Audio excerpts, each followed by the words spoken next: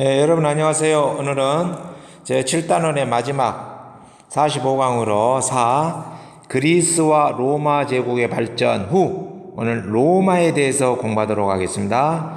여러분들 교과서 224쪽부터 227쪽 잘 참고하시기 바랍니다. 통일제국의 등장, 그리스와 로마 제국의 발전, 44강 전반부에서 후 오늘은 로마를 중심으로 공부를 하겠습니다. 224쪽 잘 펴보시고요. 3. 로마 제국이 지중해 세계를 통일하다. 자, 로마가 이제 BC 약 6세기 전부터 해서 시작해서 티베리스 강에서 조그만한 이렇게 도시에서 출발해서부터 이제 지중해를 중심으로 해서 완전히 세력을 펼쳐가게 됩니다. 1. 로마 공화정의 발전, 성립, 기원전 6세기 말 2명의 집정관, 행정책임, 원로원, 감독, 민회가 견제와 균형을 유지하면서 이렇게 공화정이 성립합니다. 변화. 초기에는 귀족이 권력을 독점했습니다. 귀족이 권력을 독점하죠. 초기에는 점차 평민의 권리가 성장한다. 평민의 권리 성장. 호민관을 설치하고 평민회를 창설하고 로마의 12표법을 제정을 하게 됩니다. 제정을. 이어서 이 로마 공화정의 변질, 이렇게 출발했던 로마 공화정이 변질을 해가게 된대요. 그 변질에 있어서의 중추적인 역할을 했던 것이다. 첫 번째, 포에니 전쟁. 여러분들 이 포에니 전쟁은 어디냐 그러면은요, 지중해 아프리카 북부에 보면은 지금 카르타고가 나옵니다. 카르타고하고 위에 있던 로마가 이 중간이 바로 지중해죠. 아프리카하고 유럽 사이에 있으니까 지중해. 이 지중해 해상권을 가지고 로마와 카르타고가 전쟁을 하게 됩니다. 이 전쟁을 바로 포에니 전쟁이라고 한다 이 말이죠. 자, 세 차례에 걸쳐서 이 포에니 전쟁 무려 약 한 몇 년간에 걸쳐서 120년 그러니까 40년에 한 번꼴 크게 전쟁을 한 꼴이 됩니다. 오랜 기간에 걸쳐서요. 그래서 최종은 로마의 승리. 그래서 지중해의 패권을 로마가 장악하게 됩니다.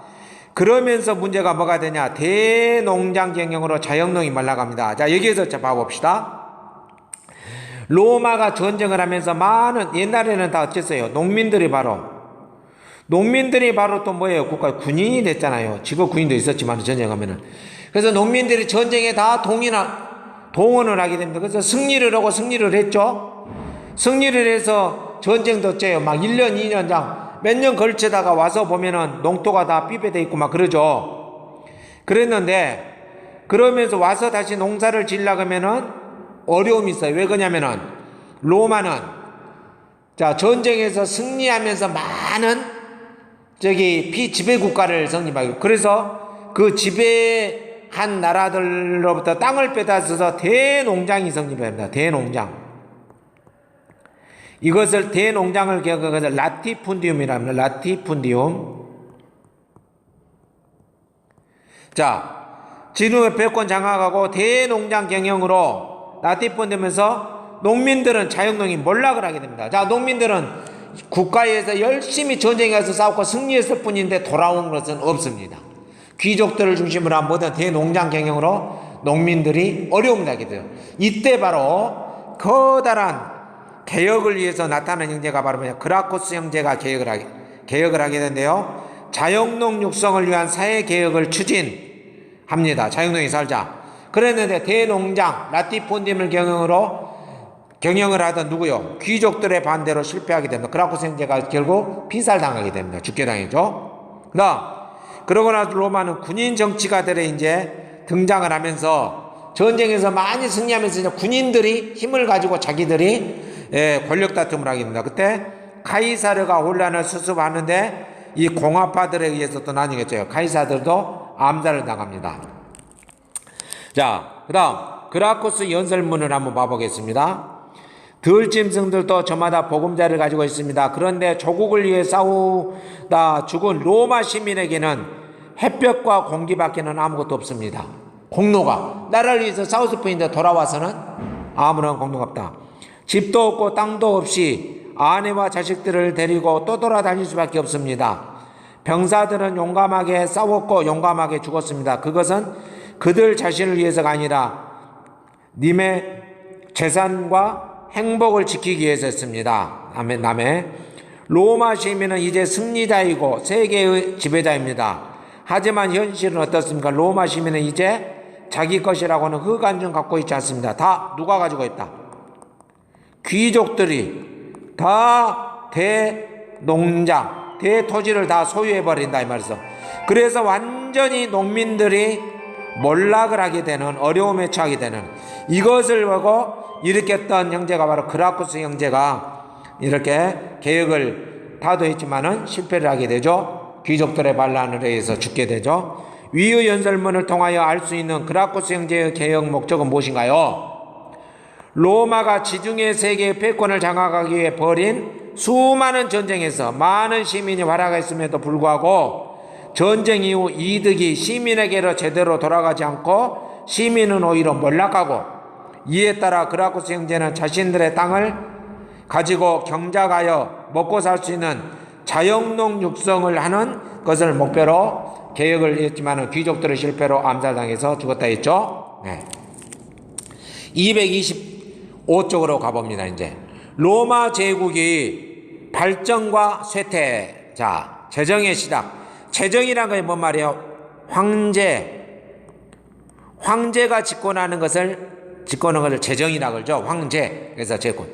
기원전 27년 옥타비아누스가 권력을 장악 이후 아우구스투스라는 칭호를 부여받으면서 어떻게 보면 사실상 제1대 로마의 황제라고 할 수 있죠. 이때부터 로마는 완전히 200여 년간 평화, 안정을 가집니다. 아우구스투스 이후 약 200여 년간 최대 영토를 확보하고 최고의 전성기를, 이것보다 바로 뭐라 그래요? 팍스 로마라고 말하죠. 로마의 평화가 200년간 안정이 되어 갑니다. 그러나 이후에 이제 어떻죠? 수많은 군대의 반란, 황제의 잦은 교체, 상공업과 도시의 쇠퇴, 이민족의 침입 등으로 해서 로마가 이제 흔들리기 시작합니다. 혼란. 그래서 중흥 노력과 쇠퇴, 콘스탄티누스 대제의 비잔티움 전도, 비잔티움으로 로마에서 비잔티움으로 수도를 옮겼다면 이 비잔티움은 지금 어디예요? 터키의 이스탄불. 터키의 지금 이스탄불을 말합니다. 비잔티움이라고 하죠. 바티칸 제국이라고도 하고 전도. 그의 사후 그가 죽고 나서 콘스탄티누스가 동서로 분열을 하게 됩니다. 395년에. 그러면서 결국 게르만 지역의 침입으로 서로마 제국은 476년에 멸망하게 됩니다. 그러나 이제 동로마 제국은 비잔티움 제국이라 해서 앞으로 1000여 년간 더 약 1400년대까지 계속해서 동로마 제국은 왕성하게 가게 되죠. 다음 225쪽 밑에 한번 봐봅니다. 여러분들, 로마 제정을 수립한 아우구스투스 옥타비아누스에게 붙여진 칭호였죠. 카이사르의 양자였던 옥타비아누스는 기원전 44년 카이사르가 암살을 당했을 때 18세의 나이로 카이사르의 후계자가 되었다. 카이사르는 어떤 집권자, 어떤 권력자 이 말이죠.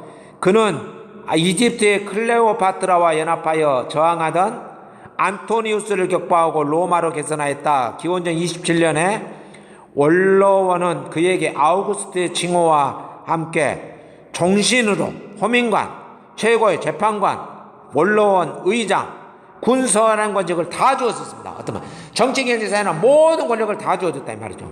아우구스투스는 로마의 군대, 행정제도, 조세제도를 개혁하고 전국의 도로와 수도 시설을 잘 정비해서 로마 제국 기반을 튼튼하게 닦아갑니다. 그래서 이 아우구스투스 이후 약 어쨌다고요? 200년간 로마는 완전히 평화의 시기를 이어갑니다. 이거보다 팍스 로마랍니다. 안정된. 아우구스투스를 사실상 로마 제1대 황제로 보는 이유는 무엇인가요? 자, 사실상 제1장대로 보는 이유는 로마 공화정은 원로원, 행정 및 군사의 권한을 가진 집정관, 평민의 이익을 원하는 호민관, 민회 등으로 권력이 나누어서 견제와 균형을 통해 국가가 유지되어 운영되었죠. 그런데 이 모든 것을 아우구스투스는 종신 호민관, 최고 재판관, 원로원 의장, 군사령관을 비롯하여 군대 지휘권 등 모든 권한을 가지고 있었기 때문에 사실상 황제로 볼 수 있다. 다 이렇게 부여를 해줬다 이 말이죠. 네. 그 다음 227쪽을 한번 봐봅니다. 여러분들. 자, 실용적인 로마 문화 226쪽 7쪽이 아니라 226쪽을 보겠습니다. 226쪽. 자, 실용적인 로마의 문화, 실용적 문화의 발달. 로마 그러면 항상 실용 따라야 합니다. 실용. 그래서 건축, 토목, 법률 등 도로, 수도교 건설, 물 흐르는 거, 농사 짓는 거 이 말이죠. 콜로세움 건축, 시민법, 만민법, 법이죠 등 제정, 유스티니아누스 법전 6세기 때 중엽에 이렇게 만들죠. 비잔틴 제국에서 편찬, 즉 동로마 제국 6세기 중엽 때 비잔틴 제국이라 해도죠. 동로마 제국은 또는 비잔티움 제국이라고도 말합니다. 네.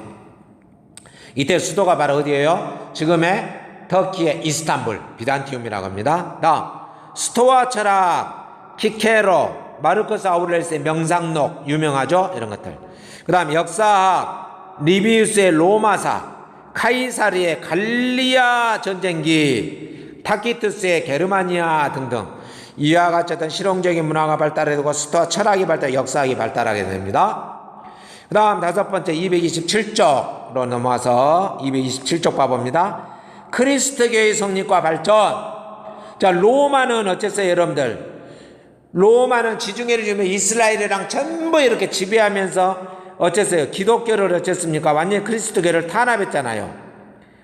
엄청나게 탄압하고, 즉 예수 그리스도도 로마에 이 탄압에 의해서 결국 어쨌습니까? 십자가에 처형당하게 되고 수많은 탄압을 당하게 되죠. 그런데 그리스도교가 로마의 국교를 성립하게 됩니다. 자, 성립. 예수가 창시했죠. 그리스도교는 유대교의 형식적인 신앙과 선민사상, 여기 선민사상이라는 것은 뭔 말이냐? 이스라엘, 유대라는 나라도죠.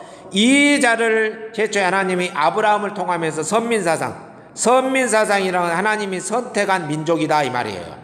이걸 비판하게 됩니다. 그래서 지금은 이스라엘만 아니라 온 세계 모든 예수 그리스도를 믿는 사람들이 전부가 다 바로 선민 백성이다라는 걸 비판하고 만민평등 사상을 전파하게 됩니다. 그래서 예수가 나와서 33년 동안 살아가면서 공생애 동안 수많은 걸 했고 그 12제자들도 마찬가지였죠. 예. 그렇게 만민평등 사상을 전파하게 됩니다.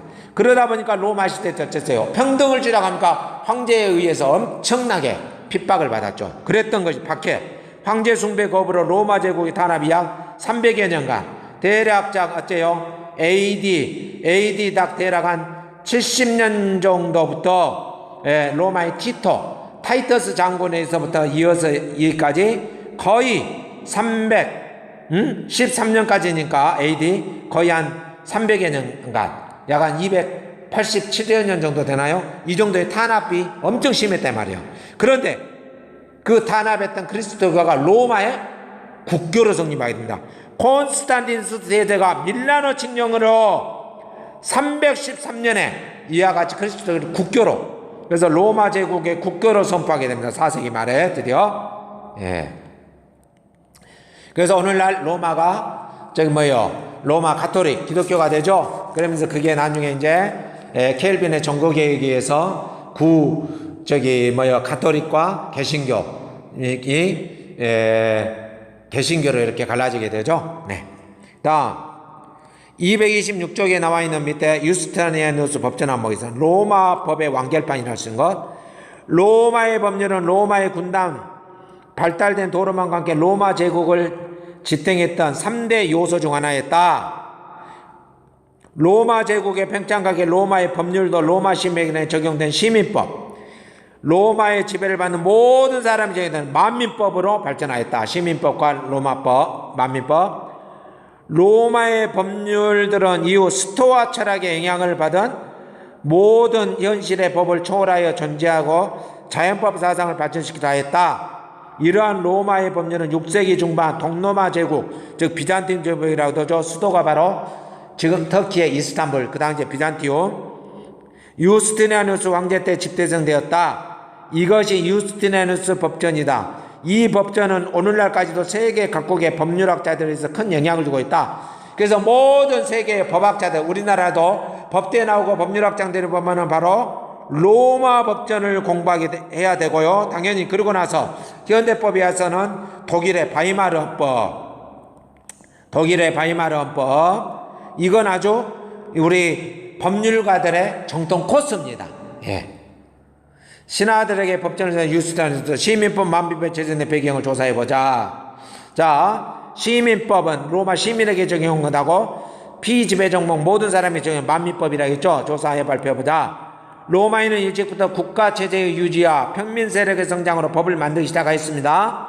이러한 법률은 로마 시민에게 관련된 시민법, 그래서 자국 국민에게, 그 다음에 해외 국민에게, 자, 즉 지배한 피지배 종족들에게 로마가 세계 제국으로 영토를 확장해 가면서 여러 민족을 통치할 수 있던 보편적인 법이 필요하게 됐고, 이로 인해 바로 만민법이 제정되었다. 시민법과 만민법. 자, 이렇게 여러분들 공부를 많이 해봤는데요. 자, 마지막으로 227쪽 마무리 종합 문제를 풀기 전에 여러분들 교과서 228쪽, 229쪽을 한번 봐봅니다. 역사체험, 로마 힘의 원천을 찾아서 보면은 많은 건축물들이 나옵니다. 그 다음 228쪽 보면 아피아 가도라고 해가지고 어째요? 돌로 바닥을 깔아서 만든 커다란 거리가 나옵니다. 여러분들 저도 로마에 이렇게 시내를 다 가봤지만은 로마 시대에 보면은 밑에가 다 어째요? 돌로 깔아져 있는 도로입니다. 굉장히 돌로 단단하게. 예. 그 다음에 많은 이 건축물들을 볼 수가 있죠. 그 다음에 로마 콜로세움도 있고요. 로마시 정경을 229쪽에서 이렇게 잘 참고해서 보시면 되겠습니다. 자, 마지막으로 227에 나는 제4단원 로마, 그리스와 로마 종합적으로 종합 문제를 풀어보고 맞춰보도록 하겠습니다. 자, 우리 44강 전반부에서 그리스와 헬레니즘 문화를 하면서 문제를 풀었지만 이 시간에 다시 종합해서 다 같이 한번 풀어보겠습니다. 자, 빈칸을 적절히 채우시오. 폴리스의 높은 곳에는 신전과 성벽이 있는데 이걸 뭐라 한다 했죠?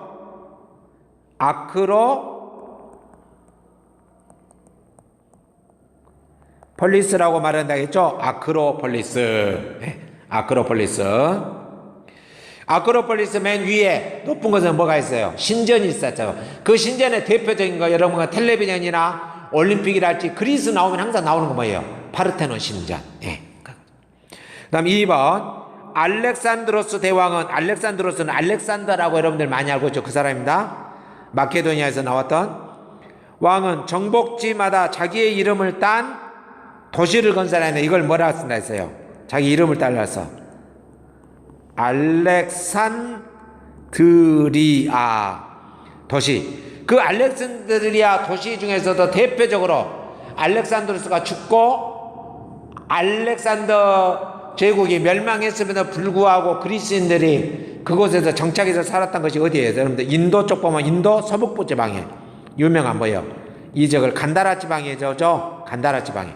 여기에 바로 그리스인들이 살면서 인도의 불교와 전방하면서 그리스의 조각문화와 그리스가 나면서 간다라 미술이 발달됐죠. 이게 우리나라의 신라의 토암산의 경주 석굴암을 보면 알 수 있죠. 이런 것들. 그 다음 로마 공화정 시대에는 2명의 무엇이 있었다 했죠? 2명의 집정관, 어떤 행정을 담당한다고 할 수 있죠. 정치 왕이라고 할 수 있죠. 이를 감독하는 뭐가 있었어요? 원로원. 자, 집정관과 원로원이 있었다. 네 번째, 로마의 법률은 로마 시민에게만 적용하는 자국민에게는 뭐였었나 했어요? 시민법. 로마 시민법에서 피정복민에게도 적용되는 뭘로 발전하였다? 만민법. 그로 이렇게 발전하게 됐다. 그러면서 로마는 이제 동로마 제국, 즉 비잔티움 제국의 유명한 무슨 법정? 유스티니아 법정, 로마법의 완성이라고 할 수 있다 했죠. 이거 바로 6세기 중엽 550년대 이렇게 완성이 되는 겁니다. 네. 그 다음 2번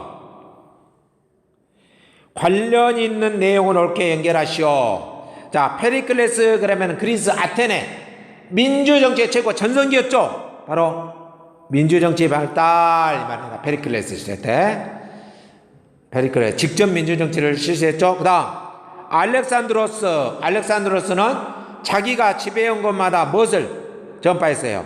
헬레니즘 문화.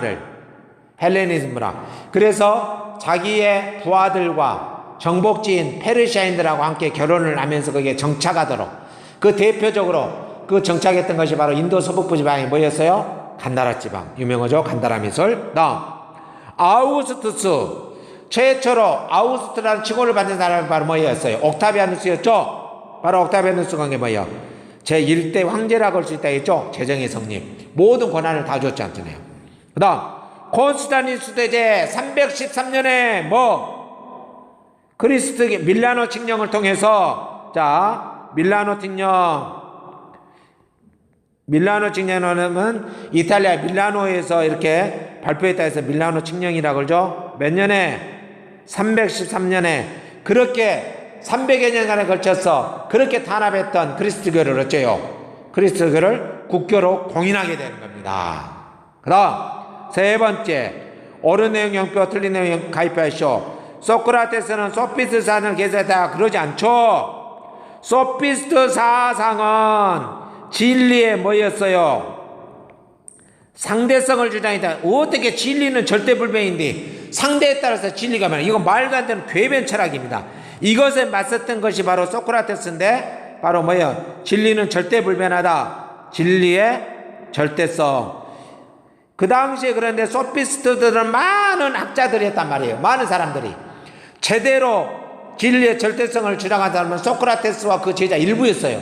그래서 많은 군중에 의해서 절대 진리를 가지고 있습니다. 소크라테스는 독약을 받고 죽을 수밖에 없었죠. 그러나 결국 진리는 성공하게 됩니다. 소크라테스 뒤를 이은 제자들이 바로 뭐죠? 여러분들 유명한 플라톤, 또 뒤를 이은 아리스토텔레스 이렇게 이어집니다. 그래서 진리는 절대 불변한 것이다 말이죠. 다음 두 번째 그라코스 형제는 자용론을 육성하려 했다. 그래서 그 개혁을 시도했지만은 귀족들의 반발로 인해서 어째요? 암살당해서 실패로 끝났죠. 그 다음 로마는 실용적인 문화를 발전시켰다. 그러죠. 로마 하면은 실용 문화입니다. 아주 법, 그 다음에 건축, 도로 이런 것들, 그 다음 세계 최강을 하는 어떤 뭐예요?